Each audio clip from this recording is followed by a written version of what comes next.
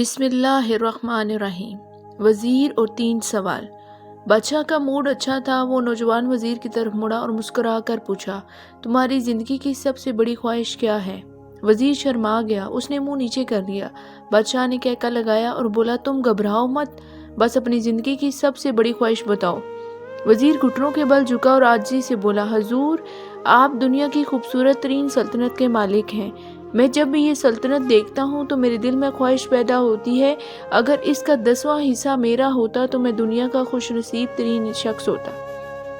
बादशाह ने कहका लगाया और बोला, मैं अगर तुम्हें अपनी आधी सल्तनत दे दूं? तो वजीर ने घबरा कर देखा और आजिज़ी से बोला, बादशाह सलामत, ये कैसे मुमकिन है? मैं इतना खुश किस्मत कैसे हो सकता हूँ? बादशाह ने फौरन 2 अहकामात लिखने का हुक्म दिया। पहले हुक्म में अपनी आधी सल्तनत नौजवान वजीर के हवाले करने का फरमान जारी किया। दूसरा हुक्म वजीर का सर कलम करने का था। वजीर दोनों अहकामात पर हैरान रह गया। बादशाह ने अहकामात पर मोहर लगाई और वजीर की आंखों में आंखें डालकर बोला, तुम्हारे पास 30 दिन है। तुम्हें इन दिनों में सिर्फ 3 सवालों के जवाब तलाश करने हैं। कामयाब हो गए तो मेरा दूसरा हुक्म मनसूख हो जाएगा और तुम्हें आधी सल्तनत मिल जाएगी, और अगर तुम नाकाम हो गए तो पहला हुक्म खारिज समझा जाएगा और दूसरे हुक्म के मुताबिक तुम्हारा सर कलम कर दिया जाएगा। वजीर की हैरत परेशानी में बदल गई। बादशाह ने कहा, मेरे 3 सवाल लिख लो। वजीर ने लिखना शुरू कर दिए। बादशाह ने कहा, इंसान की जिंदगी की सबसे बड़ी सच्चाई क्या है? वो रुका और बोला, दूसरा सवाल, इंसान की जिंदगी का सबसे बड़ा धोखा क्या है? तीसरा सवाल, इंसान की जिंदगी की सबसे बड़ी कमजोरी क्या है? बादशाह ने उसके बाद नकारे पर चोट लगवाई और बाआवाज बुलंद कहा, तुम्हारा वक्त शुरू हो गया। वजीर ने दोनों परवाने उठाए और दरबार से दौड़ लगा दी। उसने उस शाम मुल्क भर के दानिश्वर, अदीब, मुफक्कर और ज़हीन लोग जमा किए और सवाल उनके सामने रखे। मुल्क भर के दानिश्वर सारी रात बहस करते रहे, लेकिन वो पहले सवाल पर ही कोई मुतफिक जवाब न दे सके। वजीर ने दूसरे दिन दानिश्वर बढ़ा दिए, लेकिन नतीजा वही निकला और आने वाले दिनों में लोग बढ़ाता रहा, मगर उसे कोई तसल्ली बख्श जवाब न मिल सका। यहाँ तक कि वो मायूस होकर दारुल हुकूमत से बाहर निकल गया। वो पूरे मुल्क में मारा मारा फिरता रहा, शहर शहर, गांव गांव की खाक छानता रहा। शाही लिबास फट गया, पगड़ी ढीली होकर गर्दन में लटक गई, जूते फट गए और पाँव में छाले पड़ गए। यहाँ तक कि शर्त का आखिरी दिन आ गया। अगले दिन इसने दरबार में पेश होना था। वजीर को यकीन था ये इसकी जिंदगी का आखिरी दिन है। कल इसकी गर्दन काट दी जाएगी और जिस्म शहर के मरकजी पुल पर लटका दिया जाएगा। वो मायूसी के आलम में दारुल हुकूमत की कच्ची आबादी में पहुंच गया। आबादी के आखिरी सिरे पर एक फकीर की झोंपड़ी थी।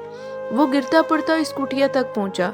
फकीर सूखी रोटी पानी में डुबो कर खा रहा था, साथ ही दूध का प्याला पड़ा था और फकीर का कुत्ता शड़ाप शड़ाप की आवाजों के साथ दूध पी रहा था। फकीर ने वजीर की हालत देखी, कहका लगाया और बोला, जनाबे आली, आप सही जगह पहुंचे हैं। आपके 3 सवालों के जवाब मेरे पास हैं। वजीर ने हैरत से उसकी तरफ देखा और पूछा, आपने कैसे अंदाजा लगा लिया कि मैं कौन हूँ और मेरा मसला क्या है? फकीर ने सूखी रोटी के टुकड़े छाबे में रखे, मुस्कुराया, अपना बोरिया उठाया और वजीर से कहा, ये देखिए, आपको बात समझ आ जाएगी। वजीर ने झुककर देखा। बोरिये के नीचे शाही खलत बिछी थी। ये वो लिबास था जो बादशाह अपने करीब 3 वज़रा को अनायत करता था। फकीर ने कहा, जनाबे आली, मैं भी कभी इस सल्तनत का वजीर था। मैंने भी एक बार आपकी तरह बादशाह से शर्त लगाने की गलती की थी। नतीजा आप खुद देख लीजिए। फकीर ने इसके बाद सूखी रोटी का टुकड़ा उठाया और दोबारा पानी में डुबोकर खाने लगा। वजीर ने दुखी दिल से पूछा, क्या आप भी जवाब तलाश नहीं कर सके थे? फकीर ने कहका लगाया और जवाब दिया, मेरा केस आपसे मुख्तलिफ था। मैंने जवाब ढूंढ लिए थे और बादशाह को बता भी दिए थे, लेकिन उसके बावजूद आधी सल्तनत का परवाना फाड़ा। बादशाह को सलाम किया और कुटिया में आकर बैठ गया। जब से मैं और मेरा कुत्ता दोनों मुतमईन जिंदगी गुजार रहे हैं। वजीर की हैरत बढ़ गई, लेकिन ये साबिक वजीर की हमाकत के तजिए का वक्त नहीं था। जवाब मालूम करने की घड़ी थी। चनाचा इसने फकीर से पूछा, कि आप मुझे सवालों के जवाब दे सकते हैं? फकीर ने हाँ में गर्दन हिलाकर जवाब दिया, मैं पहले 2 सवालों का जवाब मुफ्त दूंगा, लेकिन तीसरे जवाब के लिए तुम्हें कीमत अदा करना होगी। वजीर के पास शर्त मारने के सिवा कोई चारा नहीं था। उसने फौरन हाँ में गर्दन हिला दी। फकीर बोला, दुनिया की सबसे बड़ी सच्चाई मौत है। इंसान कोई भी हो, कुछ भी हो, वो इस सच्चाई से नहीं बच सकता। वो रुका और बोला, इंसान की जिंदगी का सबसे बड़ा धोखा जिंदगी है। हर शख्स जिंदगी को दायमी समझकर इसके धोखे में आ जाता है। फकीर के दोनों जवाब नाकाबिले तरदीद थे। वजीर सरशार हो गया। उसने अब तीसरे जवाब के लिए फकीर से शर्त पूछी। फकीर ने कहका लगाया, कुत्ते के सामने से दूध का प्याला उठाया, वजीर के हाथ में रख दिया और कहा, मैं आपको तीसरे सवाल का जवाब इस वक्त तक नहीं दूंगा जब तक आप ये दूध नहीं पीते। वजीर के माथे पर पसीना आ गया। इसने नफरत से प्याला जमीन पर रख दिया। वो किसी कीमत पर कुत्ते का झूठा दूध नहीं पीना चाहता था।